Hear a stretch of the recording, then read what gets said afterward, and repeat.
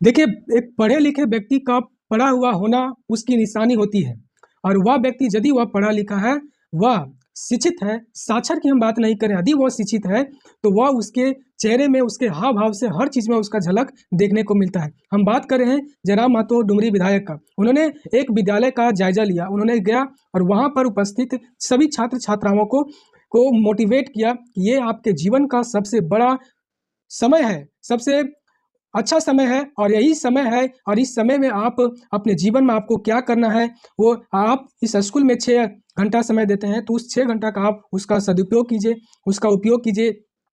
जैसे आप 6 घंटा यदि आप किसी चीज़ पर करते हैं, गाना गाते हैं, गीत गाते हैं, तो आप एक अच्छे गीतकार बनिए। यदि आप 6 घंटा दौड़ते हैं, तो 6 घंटा यदि आप अच्छे से दौड़ते हैं, तो आप एक अच्छे धावक बनिए। ये क्या कहा, आप इसको अच्छे से देखिए पूरे वीडियो को।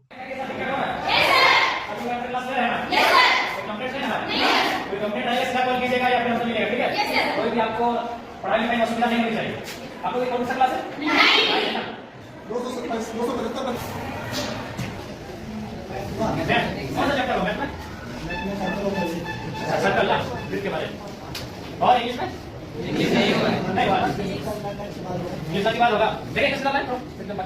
इंग्लिश बुक अरे बुक है इंग्लिश का। ठीक है, आप पढ़ाते तो सबसे पहले हमारी बात को आप लोग सुनिए। 10 में है ना?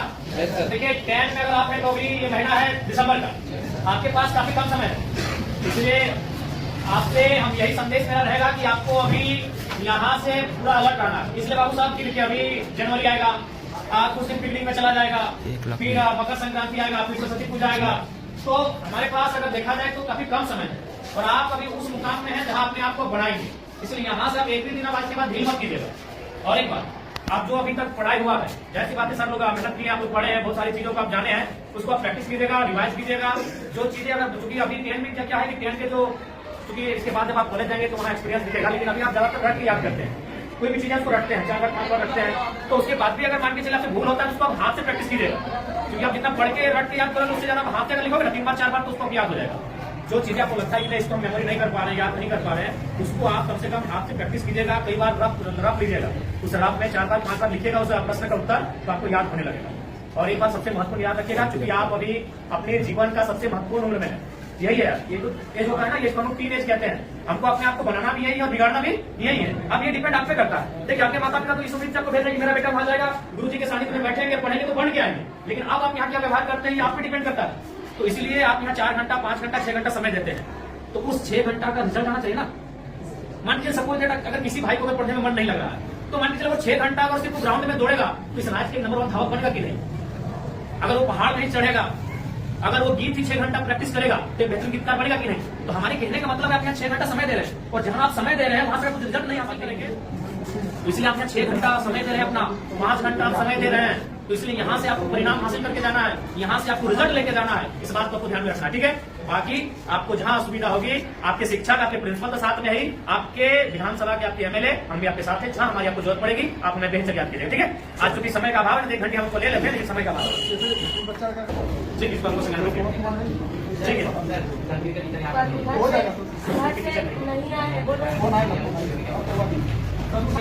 बिल्कुल भी उचित नहीं, संभव नहीं। हार्डली इस कमरे के अकॉर्डिंग 190 से 120 बच्चे बैठ सकते हैं। 90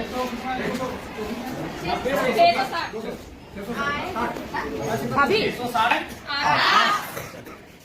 पढ़ाई लिखाई से रहना मन लगा के पढ़ेगा ना, क्योंकि हम लोग जो है मिडिल क्लास फैमिली से आते हैं। भले आपके प्रिंसिपल आपके साथ खड़े हैं, आपके एमएलए भी आपके साथ खड़े हैं, लेकिन हम लोग मिडिल क्लास फैमिली से आते हैं। हमारी पूंजी शिक्षा ही, हमारे मम्मी पापा के पास उतने पैसे नहीं है, हम शिक्षा में अच्छा नहीं करेंगे तो हम कोई बढ़िया व्यापार को आगे बढ़ा सकते हैं, हम बड़े शहरों में जाके अपने आप को स्थापित कर सकते हैं। हमारी पूंजी हमारा एजुकेशन है, हम जितना बेहतर से यहाँ से निखर के जाएंगे उतना हम अपने आप को स्टेब्लिश करेंगे। इसलिए आप लोग किसी प्रकार का कोई कॉम्प्रोमाइज नहीं कीजिएगा। हम जानते हैं कि हो सके आपको समस्या आएंगी, क्योंकि वाहन लोगों को थोड़ी आ सकती है, क्योंकि आज भी लोगों की मानसिकताएं वैसी है, लेकिन आप निश्चिंत रहिए, अब जमाना बदला है, जमाने के लोगों की सोच बदली है और हमें लगता है कि बेटा और बेटी को समान दृष्टिकोण से लोग देख रहे हैं, तो आपको भी कुछ आएंगे तो उससे आपको पार करना है। और कभी शिकायत और समस्या को लेकर अपनी पढ़ाई से कॉम्प्रोमाइज मत कीजिए, इसी से कॉम्प्रोमाइज मत कीजिए। देखिए हम दूसरा का उदाहरण दे देंगे, आपके बीच आपके एमएलए खड़े हैं और हम आपको बताना चाहेंगे, हम अभी भी स्टूडेंट हैं, Yes, sir. अभी हम धनबाद विनोद बिहारी मातो विश्वविद्यालय से डॉक्टर ऑफ फिलोसफी के स्कॉलर है। ऐसा नहीं कि कंटिन्यू 2018 में हमारा एडमिशन है, बीच में 2 साल बाधित हुआ है, क्योंकि इसमें होता है कि साल में 1.5 साल में आपको प्रेजेंट करना पड़ता है अपना थीसिस। तो हम अभी भी कंटिन्यू है, क्योंकि हमने कभी एजुकेशन से कम्प्रोमाइज नहीं किया। कभी आज हम आपके एज एमएलए के रूप में आपके बीच आया, और हमें तो लगता है कि आप कम से कम हमसे बेहतर परिवार से ताल्लुक रखते होंगे, क्योंकि हम उतना समय नहीं, हम आपको अपनी घटना सुनाए, लेकिन संक्षिप्त इतना बताना चाहेंगे कि हमने उस माँ ने हमें पढ़ाया है जिसने 28 साल की उम्र में अपने पति को पढ़ाया था। मात्र 28 ईयर हमारी माँ की आयु थी।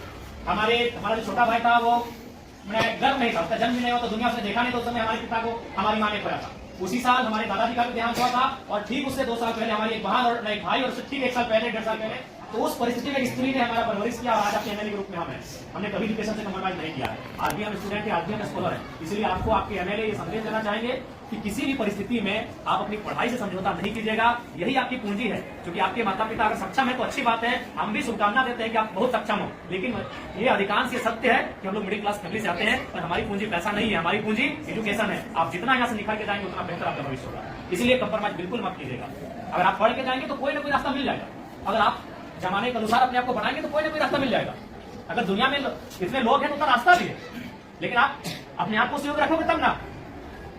इसलिए आपको हमारी शुभकामनाएं हैं, आप लोग बेहतर करें, और जो भी आपकी समस्याएं उनको हम लोग जानने के लिए आपके बीच आए हैं। आपके तमाम शिक्षक प्रिंसिपल महोदय सब हमारे साथ हम लोग विजिट कर रहे हैं, और जो भी समस्याएं छनकर आएगी उनको लेकर हम लोग काम करेंगे। ठीक है ना? कोई शिक्षक क्लास के बीच अपनी घंटी में कहीं फांकी वगैरह ऐसा समस्या नहीं ना है। आप कोई भी अगर विषय रहेगा तो बेहतर याद कीजिएगा। ठीक है सर, आपके पास हमारा नंबर है ना? आप बेहतर कॉल कीजिएगा 9031701930। हाँ, विद्यालय में पॉलिटिकल साइंस का टीचर नहीं, पॉलिटिकल साइंस का टीचर नहीं है। मेन सब्जेक्ट बिल्कुल मेन सब्जेक्ट मिलता है पॉलिटिकल सदन का तो चलेगा। सदन का विषय है। ठीक है, हाँ बोलिए। फिजिकल टीचर कुछ सिखाता नहीं सर, हम लोग का मौका नहीं मिलता, 1 घंटे नहीं मिलता। फिजिकल टीचर है नहीं है, देखिएगा